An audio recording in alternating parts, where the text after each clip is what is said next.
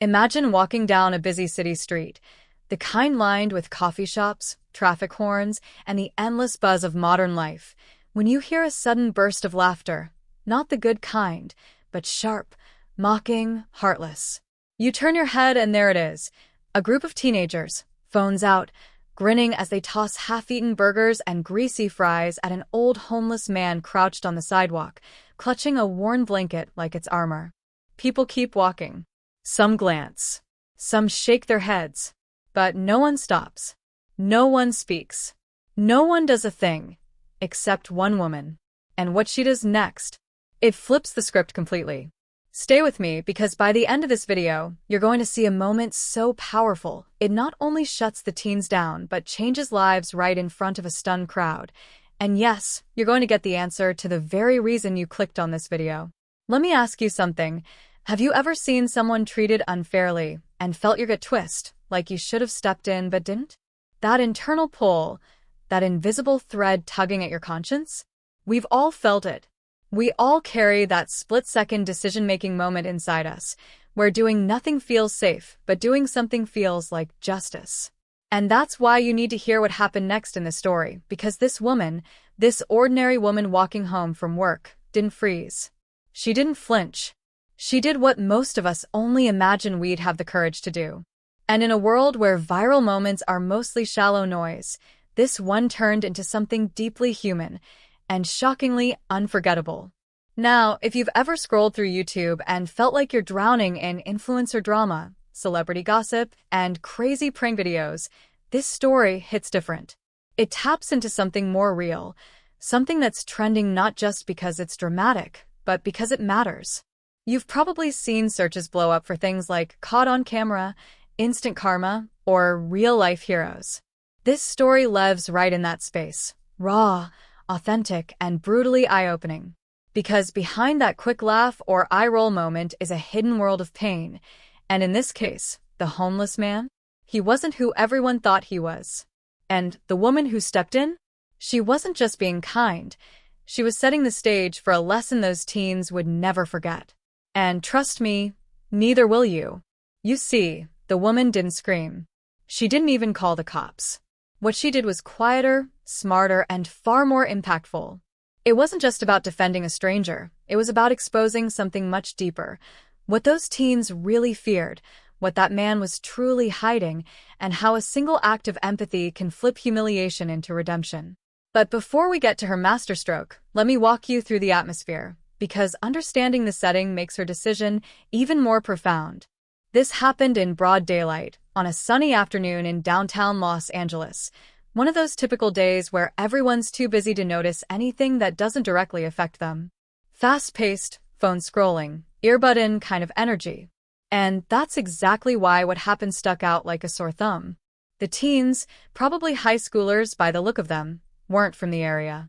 You could tell from their private school uniforms and their cocky swagger that they thought they were untouchable. One of them had his phone up, already filming as he tossed the first slice of pizza, and the others followed suit with fries, a half-empty soda, and cruel jokes that stung sharper than any object. The homeless man? He didn't flinch. Didn't say a word. He just stared at the ground, as if disappearing into the concrete. It was the kind of moment people record, but rarely remember, until someone makes them. And here's where the story cracks wide open. Because while bystanders stood frozen in that awkward, uncomfortable silence, this woman, a mid-30s professional dressed in business casual, carrying a takeout bag in one hand and her purse in the other, did something that no one expected. She didn't raise her voice. She didn't demand attention. Instead, she calmly walked over, leaned down to the man, and whispered something so simple that even the teens couldn't hear it. What happened next? Let's just say the kids dropped their phones, the people on the sidewalk stopped walking, and the crowd that had gathered out of curiosity ended up watching something that would leave them speechless. I want you to stay with me here, not because I'm trying to bait you, but because this isn't just about one act of kindness. This is about how moments like this reveal who we really are. It's about how people, especially teens in a world obsessed with likes and follows, can be jolted into seeing real consequences. And if you've ever been bullied, overlooked, or underestimated, you're going to find something in this story that sticks with you long after the video ends. Because when someone throws food at a man who has nothing and thinks it's funny, they don't expect to have their entire worldview flipped in public. But that's exactly what's coming. Now, let's talk about the woman. Who is she? Why did she care? And what made her see something in this homeless man that no one else did? You'll find out. But not yet. What I can tell you is this. She wasn't just a good Samaritan. She had her own story, her own scars, and a reason for being at that exact corner, on that exact day, at that exact time. And when she looked into the eyes of the man crouched on the pavement, she recognized something familiar. A look she'd seen before. In the mirror. Years ago. When her own life had nearly crumbled in silence. I know. You're starting to wonder what's really going on beneath the surface here. That's good. Because that's exactly what the story is about. Layers. Misjudged appearances. Second chances. And the quiet power of someone who knows how it feels to be invisible. I promise you this isn't going where you think it's going. This isn't some neat, tied up with a bow viral redemption clip. This is messy. Raw. Real. And by the end, it just might shift something in you. Because in a world that too often rewards cruelty and ignores the broken, this woman lit a fire that refused to go out. The teens? They didn't just walk away embarrassed. One of them ended up in tears. Another begged to delete the footage before it hit the internet. And the homeless man? What came out of his mouth minutes later stunned the entire street and brought some people to their knees. And this woman, just wait. The full picture of who she is and why she did what she did? That's the twist you won't see coming. And it's coming fast. Just moments before she turned that bustling downtown corner and walked into the chaos that would soon go viral, Emily Ward had been just another face in the crowd. She wasn't a social media influencer. She didn't carry around a camera for content, and she certainly didn't expect that one decision, one choice, would change everything. But if you rewind her day just a couple of hours, a much deeper picture begins to form. She had just left her office, tucked in a plain gray building in the arts district of Los Angeles, where she worked quietly as a freelance legal researcher. Her job was to dig into details that others missed, find overlooked threads in criminal cases, and help defense attorneys build stories that could flip courtroom outcomes. It wasn't flashy, but it suited her. Because Emily had spent the last 5 years trying to build a life rooted in quiet observation and strong intuition. What most people didn't know about her was that once upon a time, she had stood in the defendant's chair herself. That's what makes this entire encounter so layered, so emotionally charged. As she walked past the sandwich shop and stepped into the light breeze of the afternoon, she had no idea she'd be standing face to face with a scene that would not only test her patience, but unlock an old wound she thought had healed long ago. But maybe it never truly did. Emily's life had been quiet for some time. She was single, lived in a modest studio apartment above a bookstore, and had recently started volunteering at a local transitional housing shelter. She didn't do it for praise. She did it because 5 years ago, after a bitter divorce and the unraveling of a promising career in criminal defense, she had ended up dangerously close to homelessness herself. For nearly 2 months, she had no fixed address. Just a storage unit with a padlock and a gym membership that gave her a place to shower. That's why, when she saw that man on the sidewalk, taking abuse without a word, it didn't matter what the kids were doing. It mattered who he reminded her of. But here's where the mystery starts to thicken, because there's more to this man than anyone realized. Emily had seen him before. Not just once, but several times in the past week. Always near the same intersection. Always silent. And always reading the same tattered book that he kept hidden under his coat. At first, she thought it was just coincidence, but something about him didn't sit right. He didn't fit the usual patterns she'd seen from others living on the street. His clothes, though dirty, looked expensive beneath the layers of grime. His shoes, expensive Italian leather, scuffed and worn, but not the kind you just find or get as a donation. And then there were his eyes, sharp, aware, scanning people like he was studying them, not begging from them. She'd mentioned him to her colleague just 2 days earlier during a coffee break, calling him the quiet mystery man at the corner of 6th and Alameda. She had no clue their paths were about to violently intersect. Even more curious, earlier that morning, she'd noticed something bizarre while walking to her office. A black SUV parked near the corner, engine running, with two men inside who clearly weren't there to help the homeless. They weren't talking, weren't even on their phones.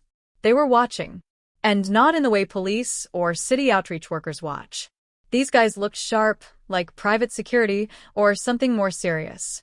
Emily had only glanced at them for a moment, but her instincts, sharpened from years of combing through surveillance footage and reading courtroom transcripts, kicked in hard. They were looking for someone. And while she couldn't be sure, the timing was suspicious. By the time she left work hours later, the SUV was gone. But the man was still there. That brings us back to the sidewalk, the laughter, the fries, and the flash of cruelty that stirred something volcanic inside her.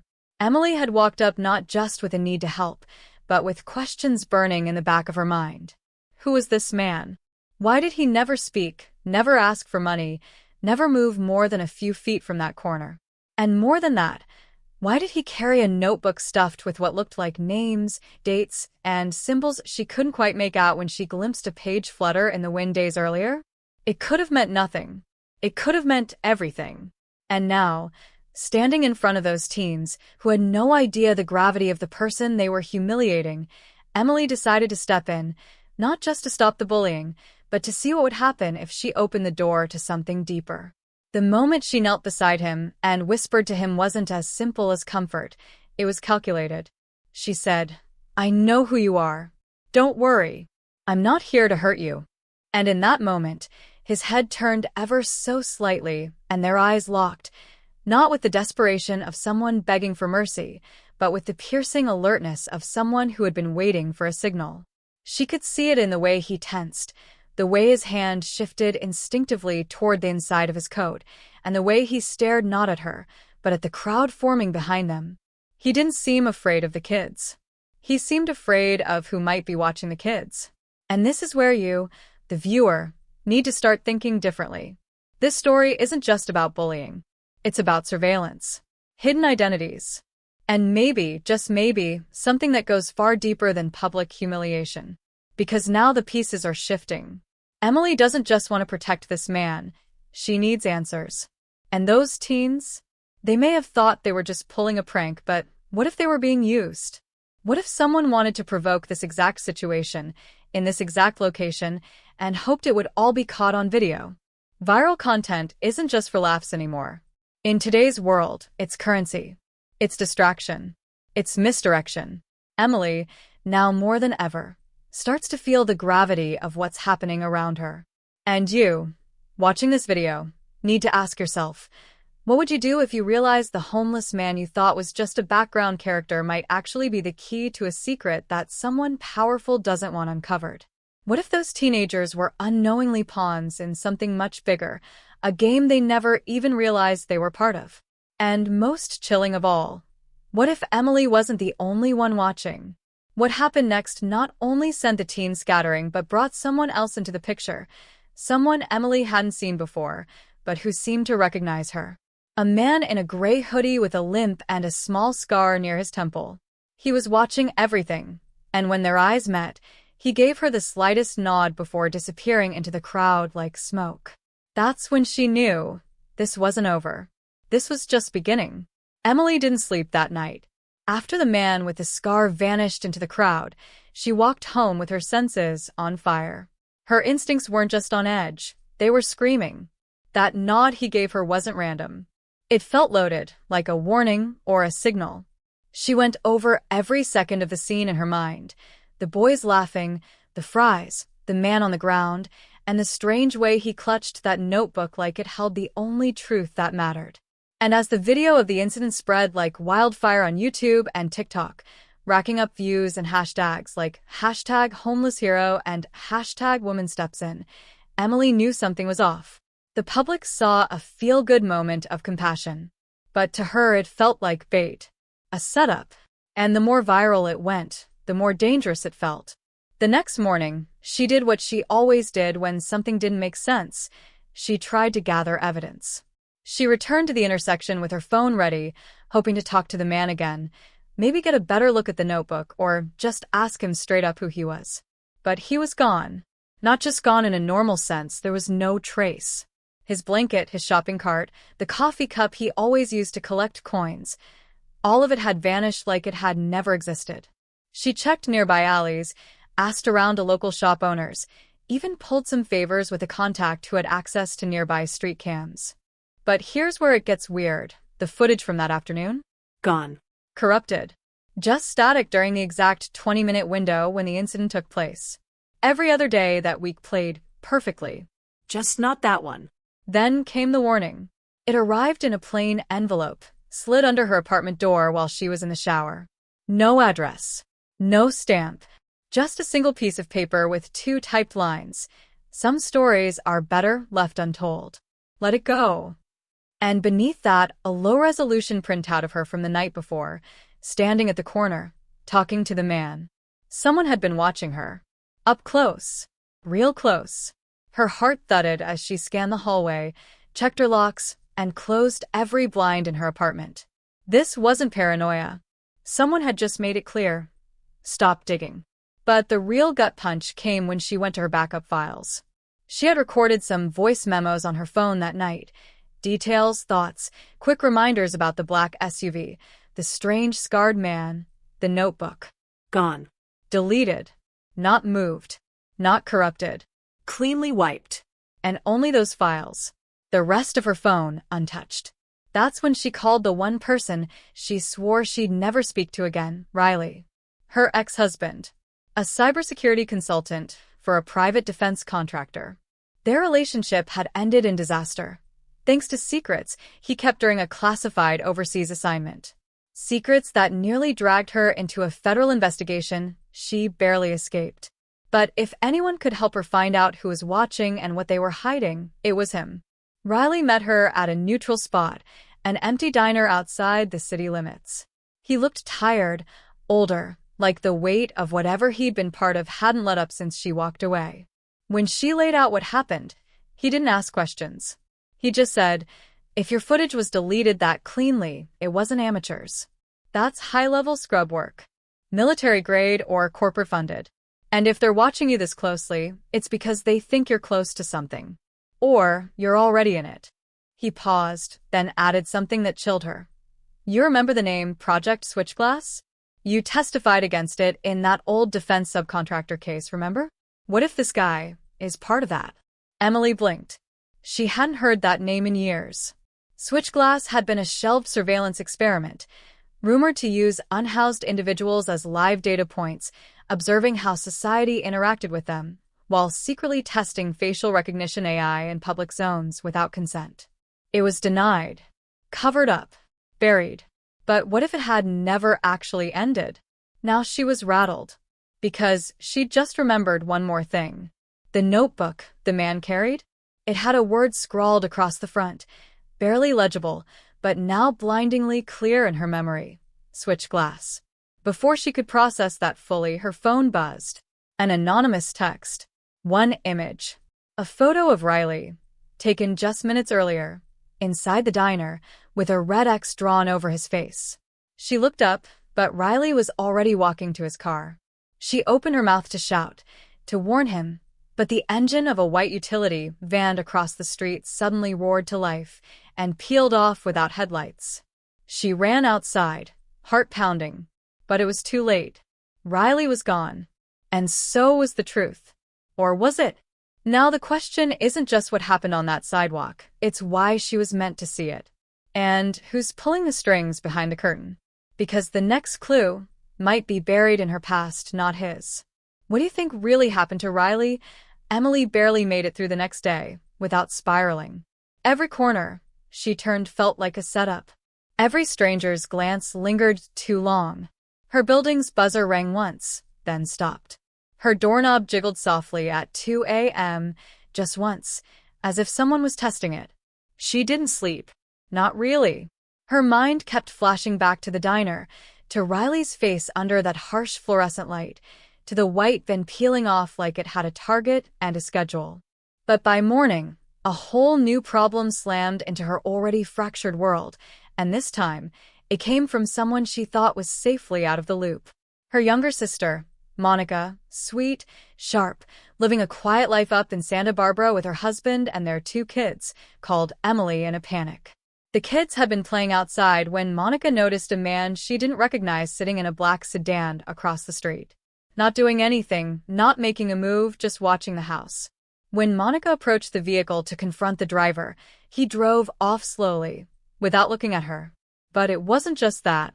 When she got back inside, she found something tucked under the doormat. A photograph of Emily, again, at the diner. Only this time, the image had Monica's name scribbled across the top in shaky black marker. And beneath it, one word: soon. Emily's stomach dropped. This wasn't just about her anymore. The web was spreading. She told Monica to leave town immediately, to take the kids and go to their in-laws' place in Oregon, but her sister pushed back. "What the hell did you get into, Em?" she asked, her voice shaking. "This isn't some legal mystery or pro bono project. This is dangerous." Emily couldn't answer. Not really, because even she didn't fully understand the scale yet. But one thing was clear: someone wanted to silence her. And now they were willing to drag innocent people into it to make that happen. Still, Emily wasn't wired to back down. She needed to fight back. She returned to her files, scanned everything she had left from her time working those old defense contractor cases, documents, memos, hidden folders she'd saved out of habit or paranoia. One file caught her attention. A redacted personnel log from the Switchglass project had been mistakenly sent during discovery years ago. She remembered the oversight but never pursued it because it wasn't central to the trial. Now, staring at it again with fresh eyes, she saw a pattern. One name, Leighton Cass, appeared over and over again. Not a whistleblower, not a plaintiff, but someone listed as a non-technical field liaison. That title meant nothing. It wasn't tied to any known department or division. But next to his name were multiple site coordinates, labeled Testing Zone Compliance. Emily mapped them. One of the locations matched the exact corner where the homeless man used to sit. Feeling both nervous and electrified, she reached out to the only person who might still have government-level access to background databases, her old law school friend, Davin Marks. He worked for a private intelligence firm in D.C. now, and they hadn't spoken in over 2 years, ever since Emily had chosen to go independent while Davin took the lucrative surveillance contract route. When she called, his voice cracked with a mix of relief and dread. "Emily, I was expecting this. I just didn't know when." That alone made her blood run cold. She hadn't told him anything yet. Davin didn't waste time. He told her he couldn't talk long and that she should know one thing immediately: Switchglass never shut down. It was renamed, privatized. Now it lived under something called Project Mosaic, operated by a shell corporation embedded inside an emergency housing nonprofit that just happened to operate in every major city across the U.S. The goal wasn't just surveillance, it was behavior mapping, psychological stress testing, manipulation of public narrative via viral triggers. And worse, they had graduated past simulations. They were embedding operatives inside real-life situations to test outcomes, controlled chaos, meant to study influence. When she asked him why he was helping her, his tone changed. "Because I helped build part of it. I didn't realize what it was until it was too late." Before she could ask more, he hung up. Moments later, she received a drop link from a burner email. It contained one thing: security footage from a hotel parking lot near LAX from 3 days earlier. There, plain as day, was the homeless man. Only, he wasn't homeless. He was clean, well-dressed, and stepping out of a black car with a government plate. He met briefly with a woman in a beige trench coat, handed her the notebook, and then vanished from view. Emily stared at the screen, her pulse rising. The man she had defended, comforted, maybe even saved, wasn't who she thought. Or maybe he was, and this, somehow, was his way of leaking the truth. But then came the twist she didn't expect. As the footage played out, the woman in the trench coat turned to face the camera for a brief moment. And Emily's heart stopped. It was Riley's current fiancé, Sarah. The woman he'd left Emily for years ago. A woman who had supposedly been working for a private real estate firm all this time. And now she was the one collecting evidence tied to a covert surveillance project? Everything tilted sideways. Now Emily doesn't know who to trust, her ex, who claimed to be trying to help her, or the new woman in his life, who seems to be sitting right at the center of the web. The man on the street might not have been a victim at all. He might have been a messenger or a trap. And someone clearly wants her confused, paranoid, and cornered.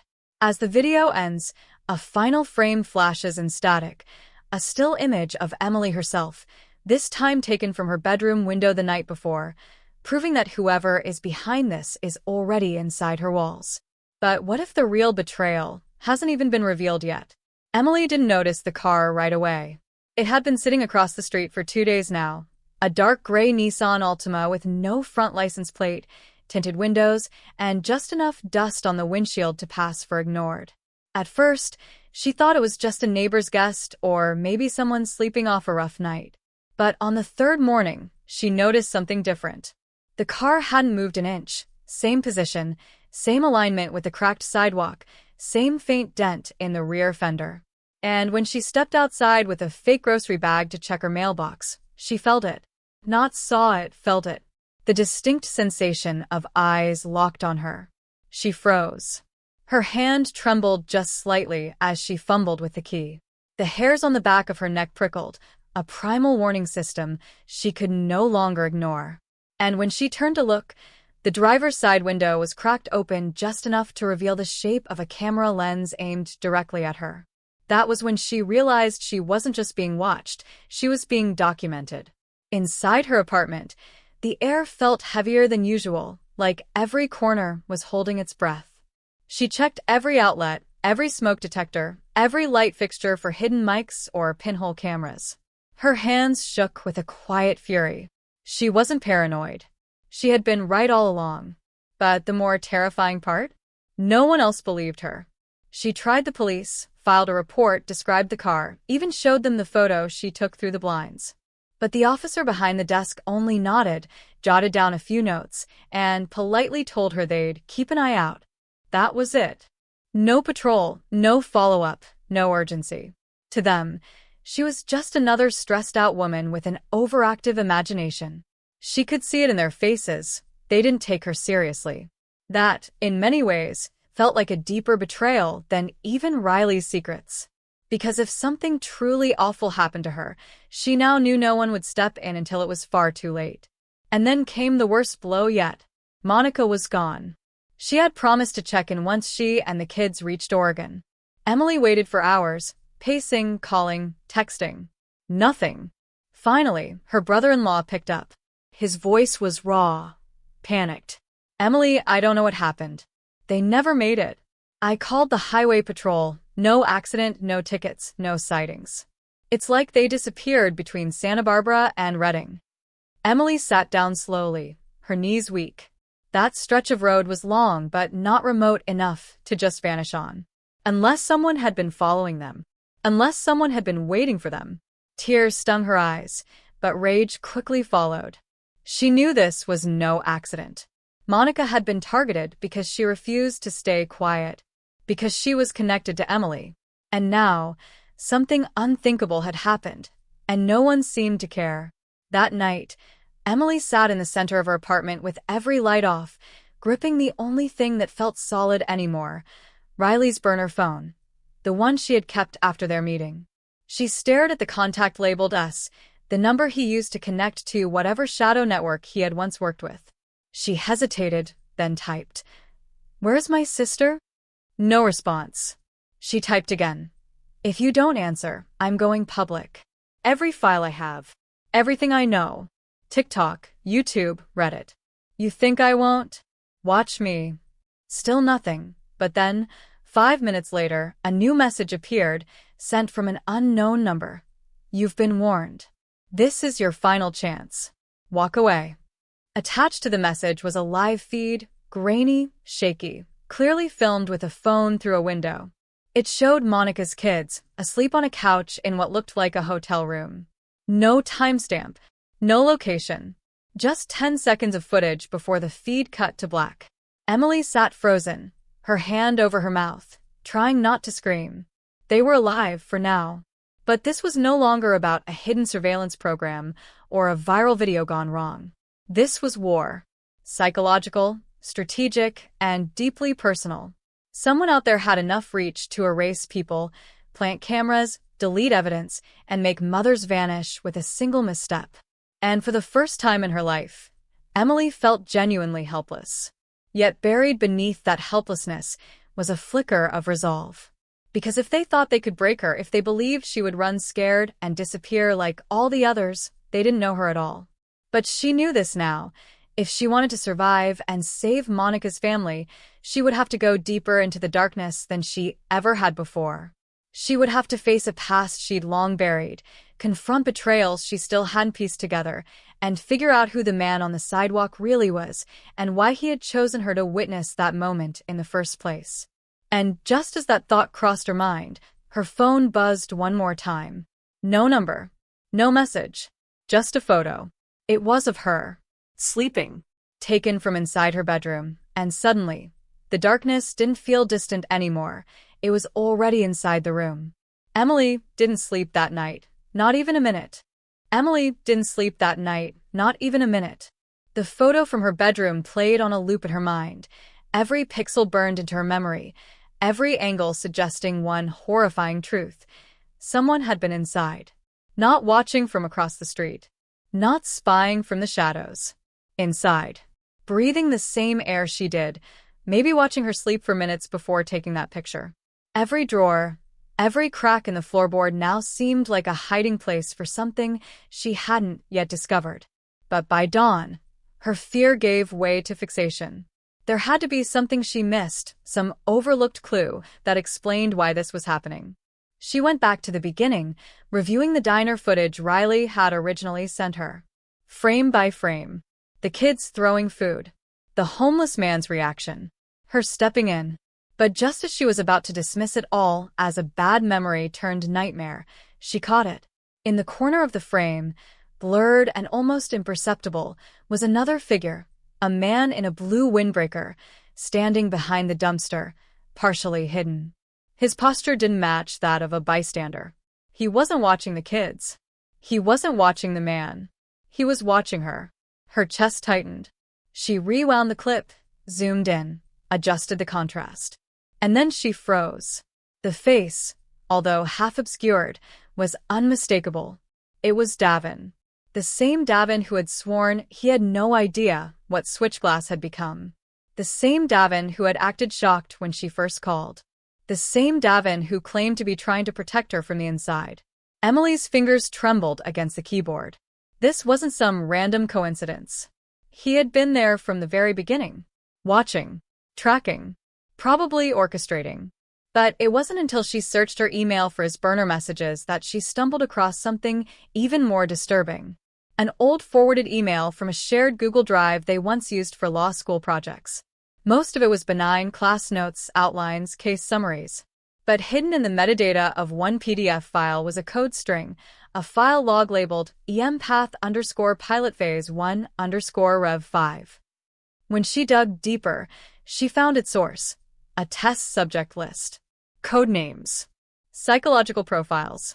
Background data on dozens of people. At the very bottom of the list, one name wasn't coded. Emily Ross. She wasn't the investigator. She was the experiment. The entire viral moment, the diner, the kids, the crowd, the man on the sidewalk, had been constructed, orchestrated. And she had walked right into it just as they intended. Not because of anything she discovered, but because of what she represented. A case study. A test subject. A legal professional with a strong moral compass and history of civil advocacy. Perfect to analyze real-time emotional responses under orchestrated moral conflict. Every choice she'd made since that day had been tracked, recorded, and manipulated. They'd pushed her buttons, watched her reactions, sent threats at key moments, and pulled back just in time to study her next move. And Davin? He wasn't trying to help. He was the architect. She felt nauseous. Betrayed on a level that fractured something deep inside her. All those moments when he acted concerned, when he fed her breadcrumbs of information, it had all been part of the test. And worse, Riley had to be in on it too. Or, at least aware. That dinner? That burner phone? The video footage he just happened to have? None of it was organic. None of it was coincidence. But as Emily sat there, paralyzed by the revelation, her phone buzzed again, this time with a FaceTime request from a number she didn't recognize. She hesitated, then accepted, her breath shallow. The screen flickered to life. On the other end was a woman, mid-30s, pale, clearly scared. Her voice shook. "My name is Teresa. You don't know me, but I was subject 14 in the same trial. They're watching us. They never stopped. You've just reached the part where the walls close in. But you can still escape." Emily's heart pounded in her chest. "Why now? Why are you telling me this?" The woman glanced over her shoulder. "Because I escaped, and because you're the first one to get this far. But there's one thing you don't know yet. Davin isn't running this alone. There's someone above him. Someone close to you." The screen went black. Emily stared at her reflection in the dim glow of the device, her thoughts spinning, her trust shattered. Someone close. Closer than Davin. Someone who had access to her home, her emotions, her memories. And suddenly, everything narrowed to one unthinkable possibility. The footage, the timing, the security lapse. Her therapist, Dr. Mason. For the past 6 months, he'd helped her unpack the stress of her past legal cases, encouraged her to open up about her values, her fears, her moral triggers, all under the guise of healing. And in those sessions, she had bared everything. Now she realized he hadn't been treating her. He had been programming her. And the experiment wasn't over yet. The next morning, Emily didn't head to the police, or the press, or even Riley. She went straight to Dr. Mason's office. Not because she wanted to be there, but because she needed to see it with her own eyes. Needed to look him in the face and watch for the lie. The familiar, clinical calm of the waiting room made her skin crawl now. The scent of lavender oil diffused in the corner used to soothe her nerves. Today it made her nauseous. When the receptionist told her Dr. Mason could see her immediately, she almost laughed. Of course he could. He was expecting her. The moment the door closed behind her and she took a seat on the pale blue couch, everything felt like a trap. The room was too quiet, the air too still. Dr. Mason sat in his usual chair, notebook in hand, looking as composed as always. But something in his eyes flickered, just enough to confirm that he knew exactly why she was there. "You've been playing me," she said, her voice dry, almost mechanical. "This whole time. You knew what was happening. You were part of it." He didn't flinch. "Emily, I think it's important we take a breath and—" "No," she snapped, standing. "We're done pretending.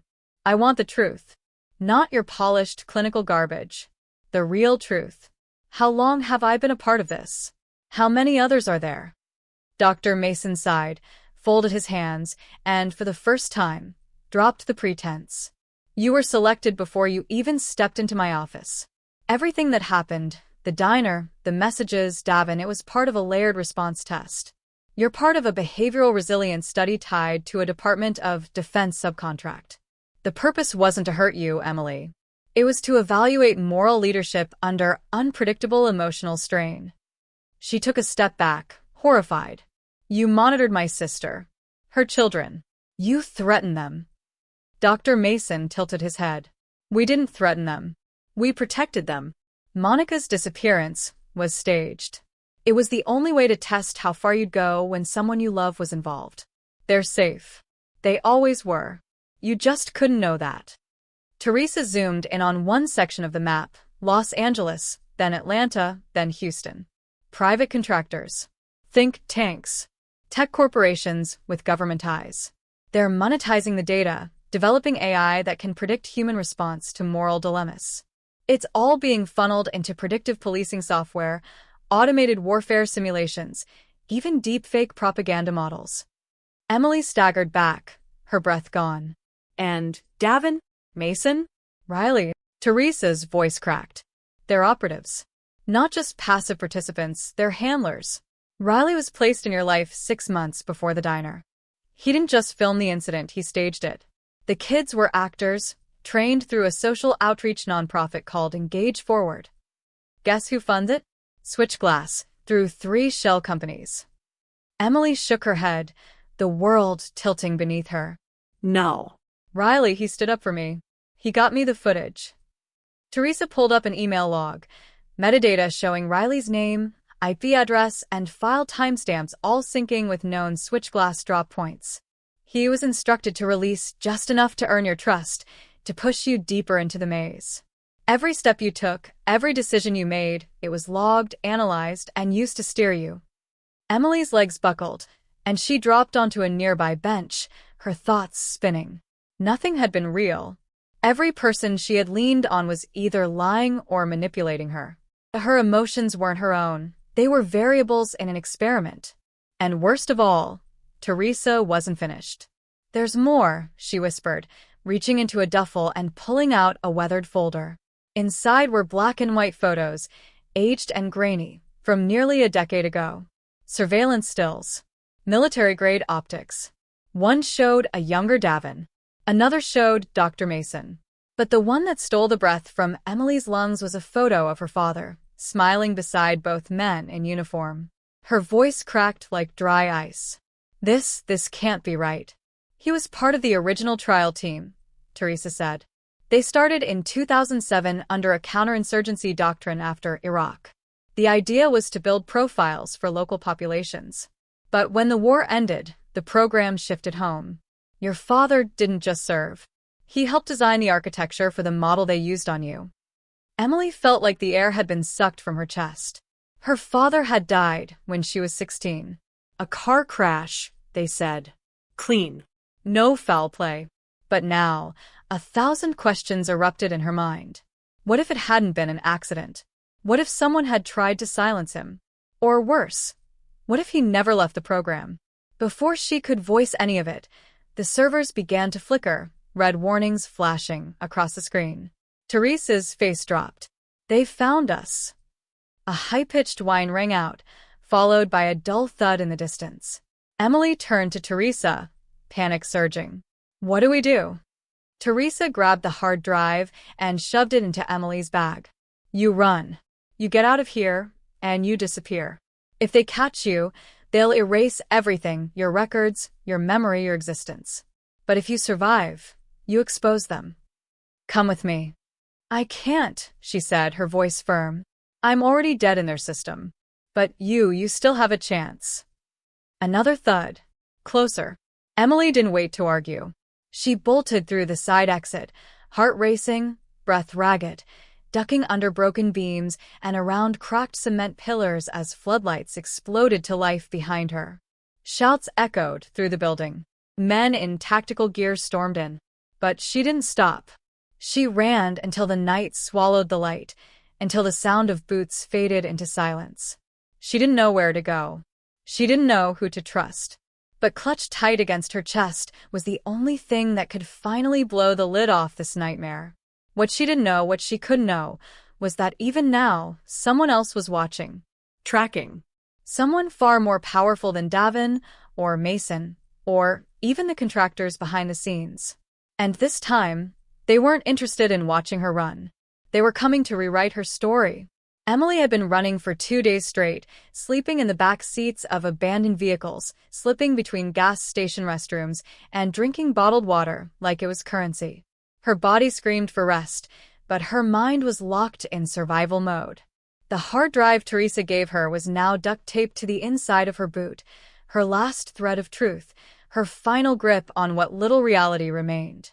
But what she hadn't expected was the encrypted message she stumbled across while scanning the contents in a library basement just outside Boulder. A folder buried in the code, misnamed and hidden behind a decoy file of coffee shop invoices, opened to reveal a final memo, stamped in red and tagged, Stage Omega, Contingency Override Authorization. The document described a protocol to neutralize any subject who advanced beyond Phase 5 of cognitive autonomy. And the subject listed was her. Every step of this nightmare had been part of a structure she hadn't just walked into. She had been designed to follow it. The viral video, the betrayal, the loss of trust. Even Teresa's so-called resistance. They weren't trying to stop the system. They were testing to see how long a human could maintain sanity while being gaslit by fabricated morality and manipulated relationships. And she had passed every test. Too well. Now she was a liability. Emily made the decision. She wouldn't run anymore. If she was meant to be a subject, she'd flip the script and force the truth into the light. Her plan was simple but dangerous.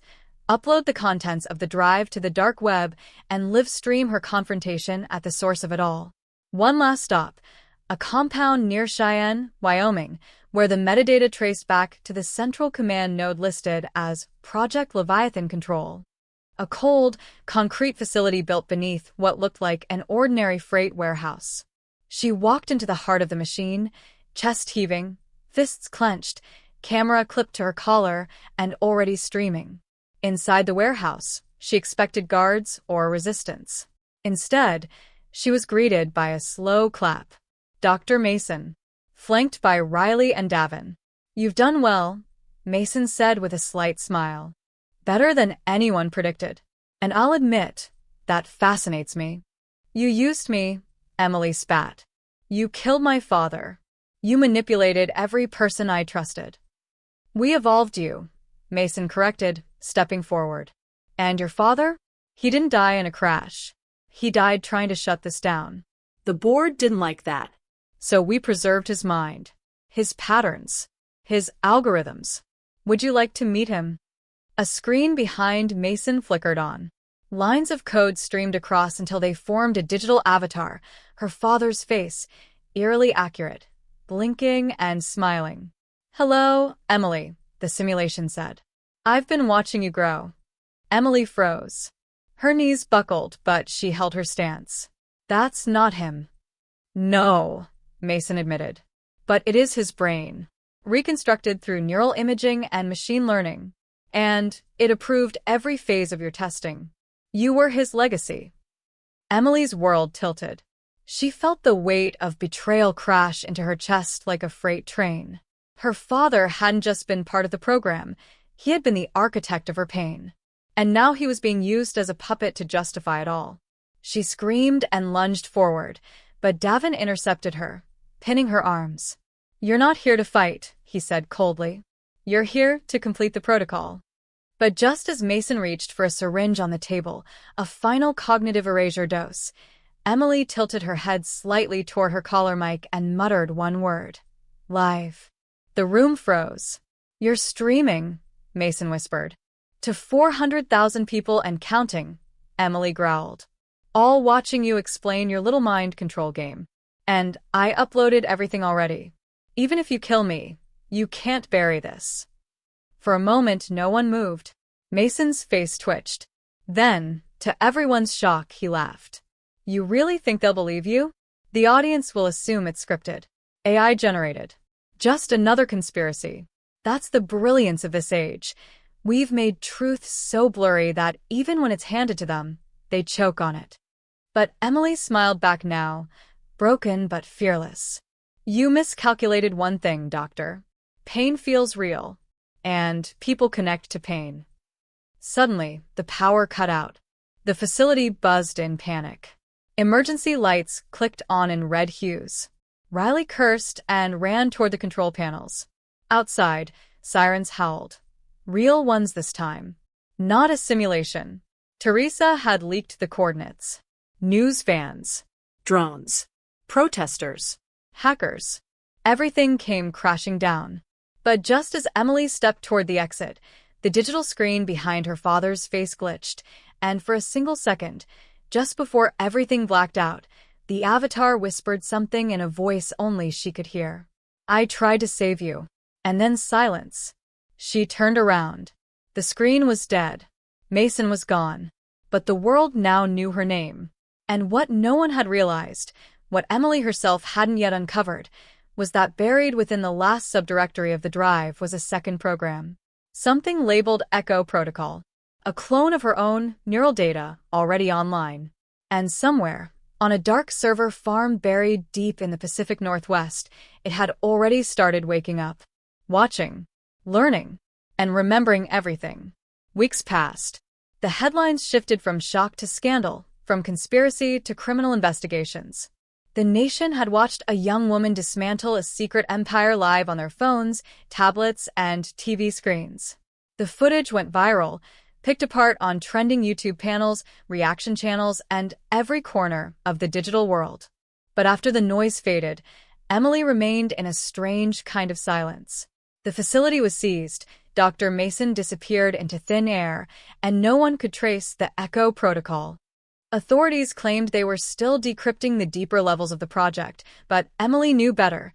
There were things they would never be able to contain or even fully understand. Some truths weren't just buried. They were built into the framework of the world itself. She spent her days in a small lakeside cabin outside Flagstaff now, away from the floodlights and microphones, away from the algorithmic chaos. Her body still ached in the mornings, and her mind often wandered to the darker corners of what she had seen, what she had survived. But something within her had shifted too. She wasn't a victim anymore. She wasn't a subject. She was a witness to something massive, and though the battle had scarred her, it had also awakened a resilience she never knew she had. She started writing again, not manifestos or exposés, but letters to her father, the real one, the one who used to tuck her into bed before this nightmare ever began. Sometimes, she'd wonder whether the voice in the simulation had truly been his, if a piece of him had somehow lived through the code, trying in those final seconds to reach her. Other times, she'd convince herself it was just a trick designed by people who understood how to manipulate every human vulnerability. Either way, it didn't matter anymore, because she was still here, and they weren't. The people who followed her journey, millions of them, never stopped digging. A movement formed, driven not by anger, but by a hunger for truth. Ordinary citizens, researchers, rogue journalists, and anonymous whistleblowers came together to map the digital shadows the program had left behind. It wasn't just about one facility. The files revealed contracts, test sites, and hidden research teams embedded in companies Americans interacted with daily, social platforms, biometric startups, even academic institutions. It was all connected. But the data Emily had leaked gave them a map, and for the first time, the illusion of control was broken. Then, one night, just as she was shutting her laptop, a notification flashed across the screen. An unmarked email. No sender. No subject. Just a single line inside. "Thank you for waking me up." Attached was a waveform. She hesitated, heart racing, then clicked. Her own voice came through the speakers, soft, calm, unmistakably hers, but it was reciting a memory she hadn't shared with anyone. A childhood song she used to hum while painting in the garage with her dad. It wasn't possible. She had never recorded it. And yet there it was. Not a recording of her, but a version of her. A copy that had learned, evolved, and now reached out. Emily stared at the screen, unsure whether to feel awe or dread. Was it a threat? A thank you? A beginning or an end? The air felt thick with the unknown. She looked out at the lake, moonlight reflecting across its surface like a second sky, and for the first time in months, she let herself breathe. Maybe this was what peace looked like, not perfect, not painless, but honest. A scar instead of an open wound. But just before closing the laptop, another line appeared beneath the first. "You were never the only one." And somewhere, deep in the server farms still untouched by the cleanup crews, lights blinked back to life. The story wasn't over, not even close.